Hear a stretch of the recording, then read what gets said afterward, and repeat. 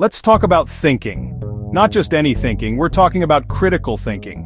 What does that even mean? It sounds so serious, but it's actually something we can all do. Think of it like being a detective. A detective doesn't just believe the first thing they hear, they look at all the clues, they ask a lot of questions, they think about what makes sense and what doesn't. Critical thinking is just like that. It's the ability to look at information carefully. It's about asking why. How do we know that? It's about not just accepting things, but really understanding them. It's a superpower for your brain. Why is this superpower so important? Think about your school day. You read a history book, you do a science experiment, you solve a math problem. Critical thinking helps you do all of it better. So how do teachers help us build these amazing thinking skills? They have a whole toolkit of cool methods. They don't just stand there and give us facts. They guide us to discover things on our own. One of their best tools is something called Socratic questioning. It's named after a very wise person from long ago named Socrates. He loved to ask questions. What makes you say that? What would happen if the opposite were true? They are not looking for one right answer. They are encouraging you to dig deeper. They are helping you explore your own thoughts. They are helping you challenge your own assumptions. It's like a friendly workout for your brain. Another awesome tool is the classroom debate. This isn't about arguing or yelling, it's about learning to see an issue from more than one side. A teacher might split the class into two groups. One group argues for building a new park, the other group argues against it. To do this well, you can't just state your opinion, you have to find evidence. You have to research facts and data. When teachers use these methods, they are helping us practice specific cognitive skills. Think of them as different exercises in a mental gym. Analysis. This is the skill of breaking down big, complicated information into smaller, more manageable parts. Imagine your English teacher gives you a poem to read. Instead of just asking what it's about, they might ask you to look closely at the words. What images do they create? Is there a rhythm? How do these small parts work together to create a feeling or a message? Evaluation. This is where you become a judge.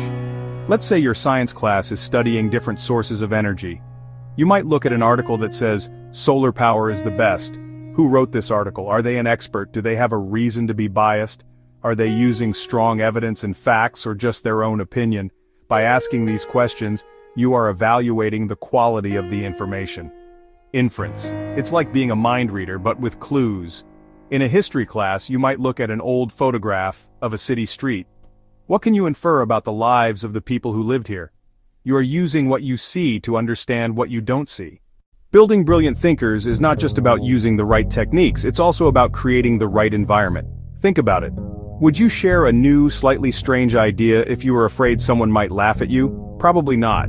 That's why great teachers work so hard to build a classroom that feels safe. A place where curiosity is the main rule. A place where every question is a good question. When a student asks something off topic, a great teacher doesn't shut it down. That's an interesting question. Let's explore that for a minute. Your thoughts matter here. This kind of classroom is built on a foundation of respect. Students are encouraged to listen to each other even when they disagree. The teacher sets the tone. Can you tell me more about why you think that? This teaches a priceless life skill, respectful conversation. It shows that different perspectives help us learn and grow. Teachers in these safe spaces celebrate mistakes. Yes, they celebrate mistakes. They see mistakes as opportunities to learn. They call them learning moments. I'm not sure. Let's find out together. So, what does this look like on a typical Tuesday in school? Teachers have so many creative activities to get those thinking gears turning. One classic is the Think, Pair, Share. The teacher poses a challenging, open-ended question. Why do you think the main character in the story made that decision? First, you get a minute to think about it all by yourself. Then, you pair up with a classmate and share your ideas with each other.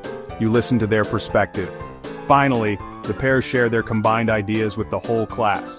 Another fantastic activity is group problem solving. This could be a science experiment. This could be a design challenge.